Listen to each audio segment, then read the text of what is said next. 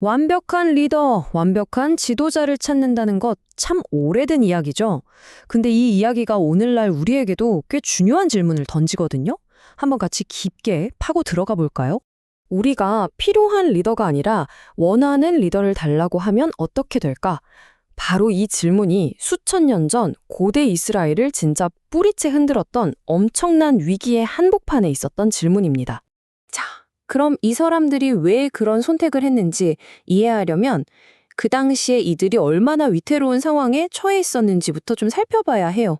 당시 지도자였던 사무엘은 이제 나이가 아주 많았고 문제는 그의 아들들이 완전히 부패했다는 거예요.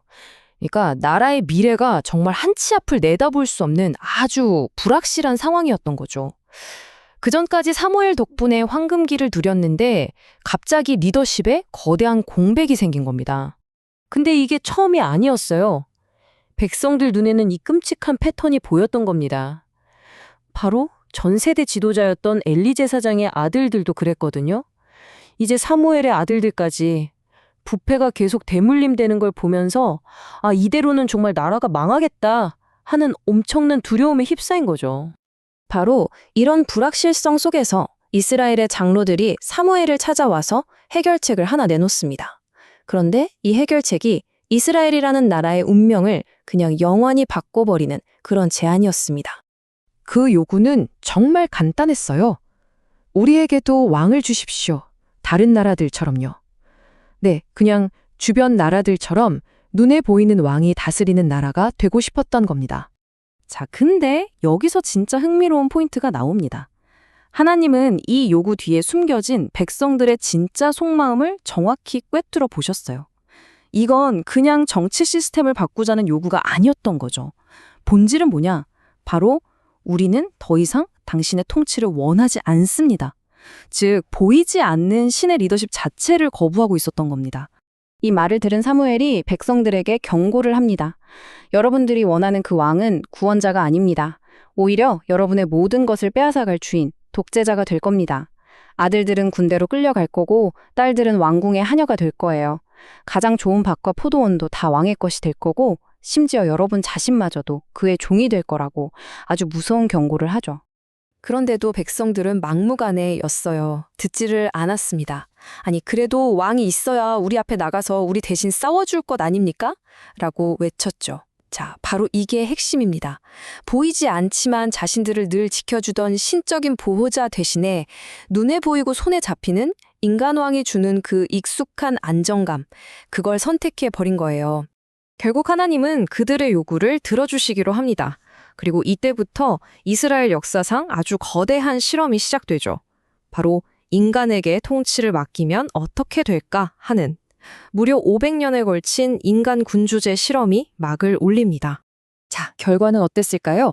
첫 번째 왕 사울, 처음엔 겸손했지만 결국 자기 욕심에 눈이 멀어서 완전히 실패했죠. 그 다음이 위대한 다윗 왕인데 그조차도 개인적인 결함으로 한계를 명확히 보여줬습니다. 그리고 그 후 500년 동안 이어진 왕들은 나라를 하나님으로부터 점점 더 멀어지게 만들었고 그 끝은 완전한 멸망과 포로 생활이었습니다.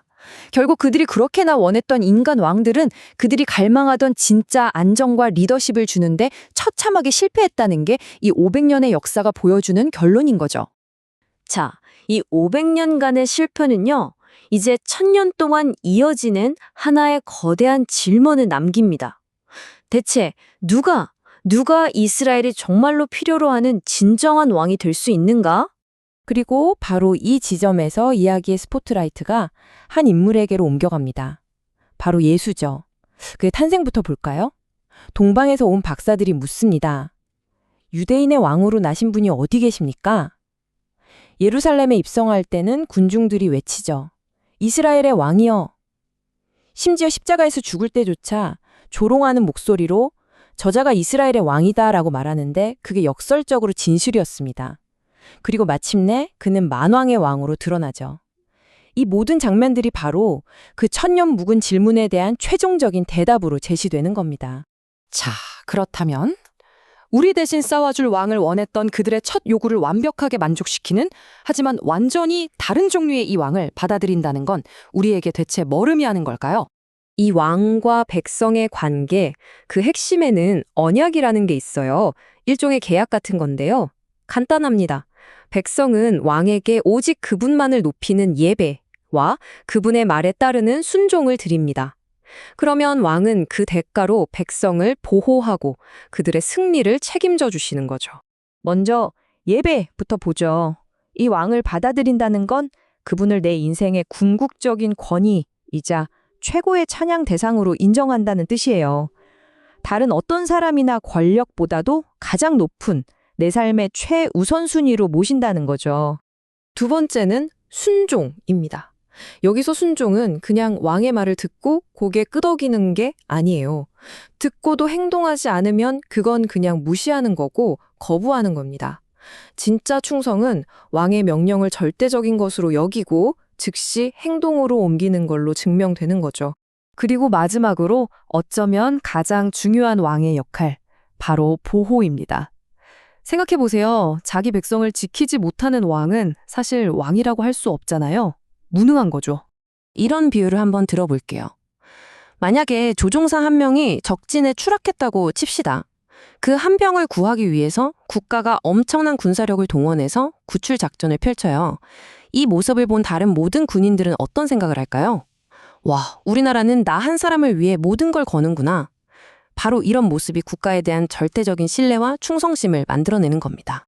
바로 이런 맥락에서 이 왕이야말로 궁극적인 보호자라고 할 수 있습니다.